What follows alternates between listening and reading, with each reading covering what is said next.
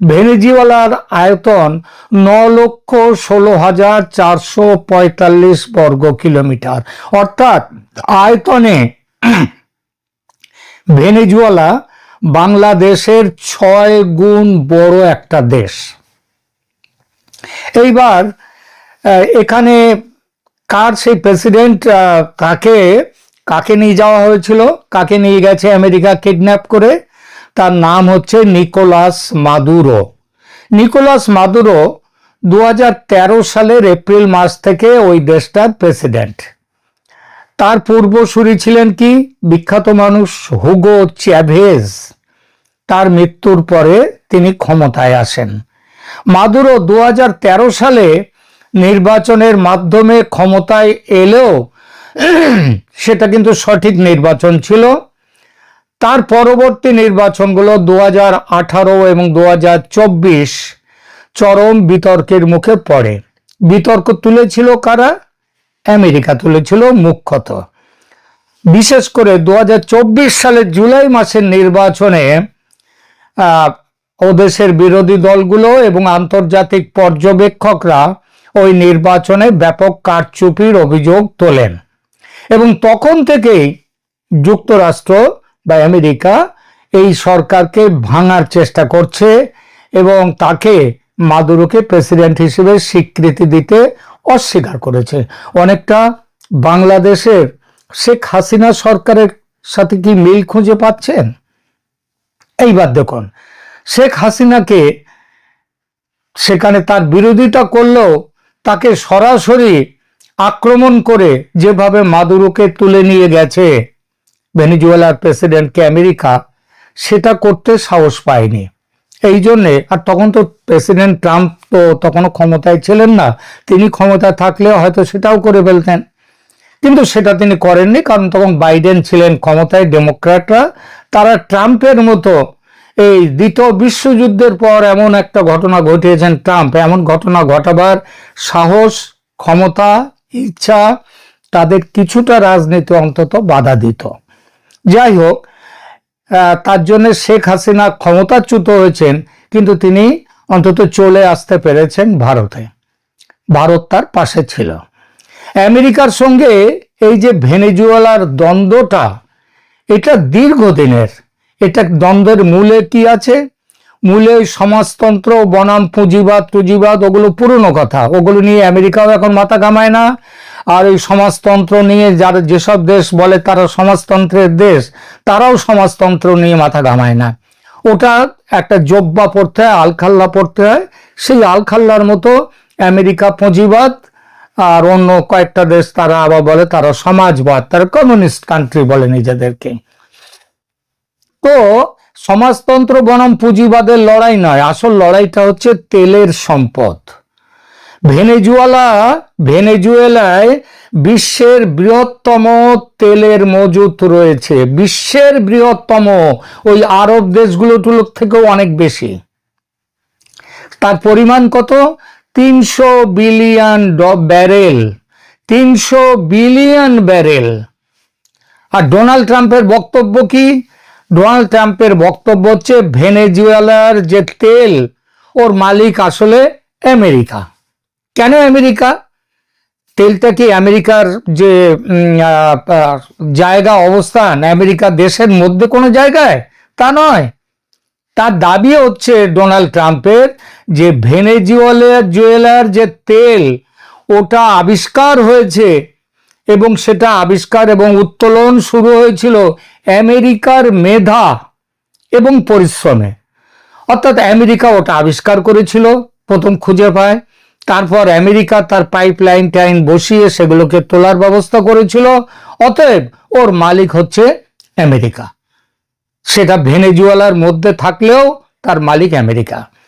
এবং America Trump বলছে যে ভেনেজুয়েলা তাদের নিজেদের যে দেশ, সেই দেশ থেকে যে তেল তুলছে, সেই তেল আসলে চুরি করছে ভেনেজুয়েলা। তার মতে মার্কিন কোম্পানিগুলো ভেনেজুয়েলার তেল উত্তোলনের দায়িত্ব নিলে সেটা নাকি বিশ্বের পক্ষে ভালো। আমার দেশের তেল আমি কাকে বিক্রি করতে দেব, বিক্রি করব, কে তুলবে, সে দায়িত্ব তো আমার। কিন্তু আমেরিকার কথা হচ্ছে না, ওর তেল আমি তুলবো, তুলে আমি বিক্রি করব, আমি ব্যবসা করব, সারা পৃথিবীর লোক খুশি থাকবে। এই হচ্ছে আমেরিকার বক্তব্য। আর মাদুরোর বিরুদ্ধে আর কি অভিযোগ, এটা তো সরাসরি, এটা বললেও অনেকেই আবার উল্টো কথা বলতে পারে, রে কি তাহলে আমেরিকার সম্পদ তো তাহলে অন্য যে কেউ নিয়ে নিতে পারে। সুতরাং তিনি আর একটা অভিযোগ তুলেছেন, সেটা হচ্ছে মাদুরোর যে প্রশাসন, সেটা নাকি মাদক পাচার, যেটাকে বলা হয় নার্কো টেরারিজম, সেই দুর্নীতির সঙ্গে যুক্ত। মাদক পাচার পৃথিবীর সব দেশেই কম বেশি চলে, তবে সেখানে সরকার যে জড়িত থাকে তা নয়। খুব সামান্য কিছু দেশের সরকারি পৃষ্ঠপোষকতায় মাদক পাচার চলে বটে, যেমন পাকিস্তান রয়েছে, যেমন আফগানিস্তান, যেমন আরো কিছু আরব দেশেরও মধ্যে রয়েছে এইসব ব্যাপার। তবে ভেনেজুয়েলা সেই দলে আছে, এর কোনো প্রমাণ আজ অবধি আমেরিকা দিতে পারেনি। আসল উদ্দেশ্য ঢেকে রাখার একটা ক্যামুফ্লেজ, বা সেটা হচ্ছে এটা হচ্ছে ওই মাদক পাচারের গল্পটা হচ্ছে একটা ক্যামুফ্লেজ আমেরিকার তেল দখল করার জন্য। আসল উদ্দেশ্য ভেনেজুয়েলার তেলের সম্পদকে দখলে নেওয়া। আর এই উদ্দেশ্যে আমেরিকা কি করেছে, আমেরিকা করেছে গতকাল ৩রা জানুয়ারি ভোর রাতে আমেরিকা প্রেসিডেন্ট নিকোলাস মাদুরোকে আটক করেছে। আটক বলবো না, এটা আটক নয়, এটা কিডন্যাপ করে নিয়ে চলে এসছে। কিসের জোরে? একটা অত্যন্ত নাটকীয় এবং আমেরিকার সামরিক শক্তি নির্ভর ছিল সেইটা। ঘটনাটা ঘটেছে, আগেই বলেছি, গতকাল ৩রা জানুয়ারি ২০২৬ শনিবার ভোর রাতে। স্থানীয় সময় আনুমানিক রাত ২টোর দিকে এই অভিযান শুরু হয়। নিকোলাস মাদুরো এবং তার স্ত্রী সিলিয়া ফ্লোরেস, মানে আচ্ছা বলুন তো, মাদুরোকে নয় গ্রেপ্তার করলো, নিয়ে এলো, আটক করলো, তার বউকে, তার স্ত্রীকে কেন নিয়ে আসা হলো? তার স্ত্রীকে কেন নিয়ে আসা হলো? নিয়ে আসা হলো একটাই কারণ, আমেরিকা মনে করেছে, তাই নিয়ে আসা হলো। তা সেখানে তাদেরকে কোথায়? ভেনেজুয়েলার যে রাজধানী কারাকাস, সেই কারাকাসের চারদিকে পাহাড় দিয়ে ঘেরা একটা অঞ্চল, এলাকা বড়, অত্যন্ত, তার মধ্যে অত্যন্ত সুরক্ষিত একটি সামরিক কমপ্লেক্সের ভেতরে। এই কমপ্লেক্সের নাম হচ্ছে ফুয়ের্তো টিউনা। সেখানে হচ্ছে প্রেসিডেন্টের বাসভবন। এটা ভেনেজুয়েলার প্রধান সামরিক ঘাঁটি হিসেবে পরিচিত। কিভাবে এই অভিযান পরিচালিত হয়? মার্কিন প্রশাসন এই অভিযানের নাম দিয়েছিল অপারেশন অ্যাবসলিউট রিজলভ। এটি ছিল জল, স্থল এবং আকাশপথ এই তিনটে রাস্তা মিলিয়ে একটা হামলা। অভিযান শুরু হওয়ার সঙ্গে সঙ্গে মার্কিন বিমান বাহিনী ভেনেজুয়েলার রাজধানী ক্যারাকাস সমেত বিভিন্ন সামরিক অবস্থানে প্রায় ১৫০টি যুদ্ধ বিমান নিয়ে ব্যাপক বিমান হামলা চালায়। এর উদ্দেশ্য ছিল ভেনেজুয়েলার বিমান প্রতিরক্ষা ব্যবস্থা এবং যোগাযোগ ব্যবস্থা অচল করে দেয়া। আপনারা অনেকেই শুনেছেন আমেরিকার ডেল্টা ফোর্সের কথা। এটা হচ্ছে আমেরিকার এই ধরনের অভিযানের সব থেকে বড় কাজ করে এই ডেল্টা ফোর্স। যখন ওসামা বিন লাদেনকে পাকিস্তান থেকে ধরে নিয়ে গিয়েছিল আমেরিকা রাতে অভিযান চালিয়ে, সেটাও করেছিল এই ডেল্টা ফোর্স। আকাশপথের হামলার আড়ালে মার্কিন সেনাবাহিনীর সব থেকে চৌকস ইউনিট এই ডেল্টা ফোর্সের সদস্যরা হেলিকপ্টার থেকে দড়ি বেয়ে মাদুরোর বাসভবনে নামে। একেবারে সেই ওসামা বিন লাদেনের সময় যা ঘটেছিল তাই। তারা অত্যন্ত দ্রুততার সাথে বাসভবনের নিরাপত্তা ভেঙে ভেতরে যায় এবং তার স্ত্রীকে এবং মাদুরোকে আটক করে। তারপর আটকের পর দ্রুত তাদের হেলিকপ্টার করে ভেনেজুয়েলার উপকূলের কাছে অবস্থানরত মার্কিন নৌবাহিনীর যুদ্ধজাহাজ ইউএসএস ইও জিমা তাতে নিয়ে যাওয়া হয়। এখন প্রেসিডেন্ট ডোনাল্ড ট্রাম্প তার সামাজিক মাধ্যম ট্রুথ সোশ্যালে জানিয়েছেন যে মাদুরোকে ইতিমধ্যে একটি বিশেষ বিমানে করে মার্কিন যুক্তরাষ্ট্রে নিয়ে আসা হয়েছে। তাকে নিউ ইয়র্কের একটি নিরাপদ সেটাও বলেছেন যে একটা ফেডারেল কারাগারে রাখা হয়েছে। অভিযোগ কি? তার বিরুদ্ধে 2020 সাল থেকে ঝুলে থাকা মাদক সন্ত্রাসবাদ এবং মাদক পাচারের অভিযোগে বিচার শুরু করার প্রস্তুতি। এই ঘটনা নিয়ে বিশ্বজুড়ে চরম বিতর্ক সৃষ্টি হয়েছে। আমেরিকা বলছে এটা কোনো কিডন্যাপ নয়, এটা হচ্ছে বৈধ গ্রেপ্তার, কারণ মাদুরোর বিরুদ্ধে মার্কিন আদালতে গ্রেপ্তারি পরোয়ানা ছিল। আর সারা পৃথিবী ভেনেজুয়েলার এবং অন্যান্যদের দাবি ভেনেজুয়েলার ভাইস প্রেসিডেন্ট একে সরাসরি কিডন্যাপ বা অপহরণ বলেছে এবং একটি সার্বভৌম রাষ্ট্রের ওপর জলদস্যুদের মতো হামলা বলে অভিহিত করেছেন। রাশিয়া, ইরান এবং চীন এই পদক্ষেপের তীব্র নিন্দা জানিয়ে একে আন্তর্জাতিক আইনের লঙ্ঘন করেছে। ট্রাম্প প্রশাসনের দাবি তারা মাদুরোকে গ্রেপ্তার করে আমেরিকায় নিয়ে গেছে, কারাগারে বন্দী করেছে, তার বিরুদ্ধে আদালতে মামলা আছে। তাহলে একটা প্রশ্ন আসে যে পৃথিবীর অন্য দেশে অন্য কোনো সরকারের বিরুদ্ধে মামলা করে, ধরা যাক একেবারে উদাহরণ দিয়ে ধরা যাক যে ভারতে যদি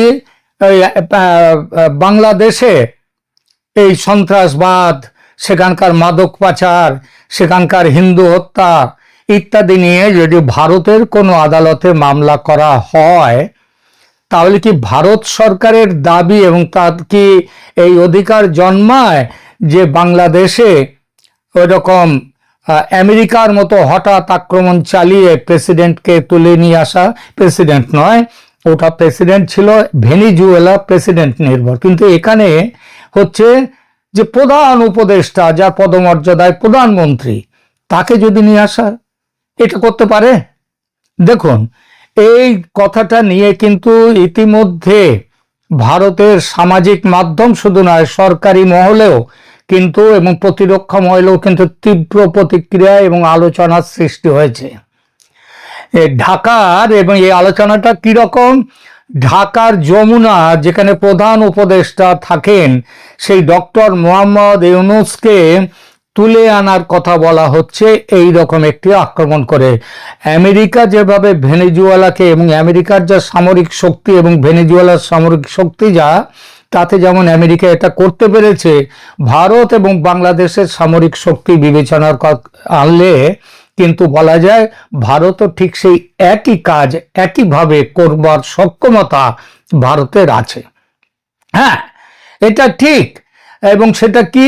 সেটা হচ্ছে যে প্রধান উপদেষ্টাকে তুলে নিয়ে আসা, কারণ আমেরিকা তো পথ দেখিয়েছে এবং আমেরিকার বন্ধু ট্রাম্প সাহেবের বন্ধু মোদি, হ্যাঁ, বাণিজ্য শুল্কের ব্যাপারে দুটো দেশের হচ্ছে না, কারণ ট্রাম্প ব্যবসাদার, উনি ব্যবসাটা ভালো বোঝেন, কিন্তু বাংলাদেশের ব্যাপার তো তিনি মোদির ওপরে ছেড়ে দিয়েছেন। তো বন্ধুর দেখানো পথে, বন্ধু ট্রাম্পের দেখানো পথে ভারত কি ট্রাম্পের পথে ট্রাম্পের বন্ধু মোদি কি একই কাজ করবে বাংলাদেশে? ইউনূসকে নিয়ে এলে ব্যাস সব শেষ। এবং তখন তো নিয়ে আসা মানে, যেমন ট্রাম্প বলেছেন যে ট্রাম্প যে শুধু ভেনেজুয়েলার প্রেসিডেন্টকে তুলে এনেই কাজটা শেষ করেছেন তা নয়, তার সেনা, তার সমস্ত কিছু ভেনেজুয়েলার মধ্যে, তার সেনা ইত্যাদি, তারা ভেনেজুয়েলাতে অলরেডি ঘাঁটি গেড়েছে এবং বলেছে ভেনেজুয়েলার পরিস্থিতি স্বাভাবিক না করে তারা আসবে না। পরিস্থিতি স্বাভাবিক মানে কি? নতুন সরকার তৈরি করা। ইতিমধ্যে সেখানকার ভাইস প্রেসিডেন্টের সাথে কথা চলছে। বাংলাদেশের ক্ষেত্রেও ভারত এইটাই করতে পারে, যে কোনো মুহূর্তে একটি রাতের অন্ধকারে দিনের বেলা যখন খুশি যমুনায় গিয়ে ইউনূসকে তুলে নিয়ে আসা এবং শাহাবুদ্দিন চুপ্পু রাষ্ট্রপতি, তাকে দিয়ে একটি নতুন তাকে ব্যবস্থা করা। সেই ব্যবস্থাটা কি? সেই ব্যবস্থা শেখ হাসিনাও ফিরে যেতে পারেন, গিয়ে ক্ষমতা নিতে পারেন, কারণ চারদিকে তো সেখানে বাংলাদেশে ভারতীয় সেনার দখলে তখন থাকবে। সুতরাং বাংলাদেশকে তো, বাংলাদেশটাকেই তো তৈরি করে দিয়েছে ভারত। ওখানে শুধু তেল কিনে তেল তৈরি করেছে, তেলটা খুঁজে দিয়েছে বলে যদি তার উপর আমেরিকার দখল জন্মায়, তো বাংলাদেশকে তৈরি করবার জন্য বাংলাদেশের উপরে তো ভারতের দখল থাকেই, ভারতের অধিকার থাকেই।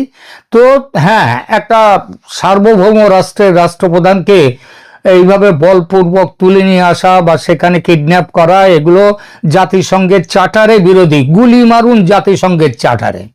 জাতিসংঘ কোন কাজটা করছে আজকাল? কোনো কাজ করছে? এই যে বাংলাদেশে শেখ হাসিনার সরকারের পতন হয়েছে, সেই কাজটা, সেটা তো ওই জাতিসংঘ তো তার মূল গায়েন, ওই তো গেয়েছে। ওই যে ভলকার তুর্ক, তিনি তো ওয়াকারুজ্জামান সেনাপ্রধানকে দিয়ে শাসিয়েছিলেন, খবরদার যদি বিক্ষোভকারীদের উপর গুলি চালাও তাহলে আমরা কিন্তু তোমাদের সৈন্য আর নেব না, বাংলাদেশের সেনা ফেরত যাবে, ভয় দেখিয়েছিলেন।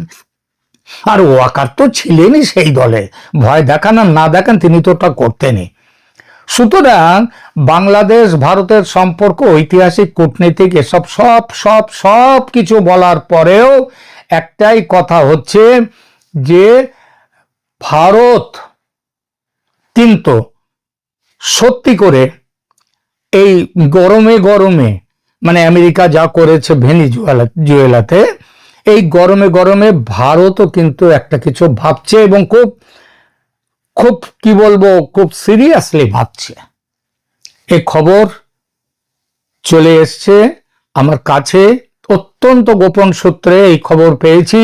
কারণ এই মুহূর্তে ভারতও যদি এই কাজটা করে, ভারতের বিরুদ্ধে কথা বলার কেউ থাকবে না। ও দু চারটে প্রতিবাদ করবে, হয়তো আমেরিকা নিজেও প্রতিবাদ করতে পারে, কিন্তু আমেরিকা নিজে যে কাজ করেছে সেই পরিপ্রেক্ষিতে, ভেনেজুয়েলা যা করেছে সেই পরিপ্রেক্ষিতে